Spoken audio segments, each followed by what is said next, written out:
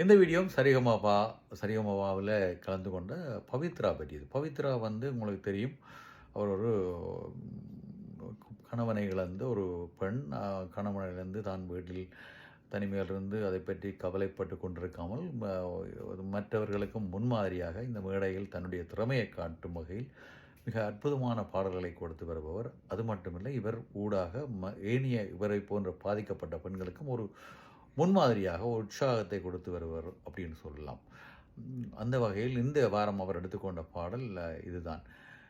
கல்லாக நின்றாயோ, கால் நோக நின்றாயோ, கண்ணே நீ திரும்பி வரணும் வீட்டுக்கு.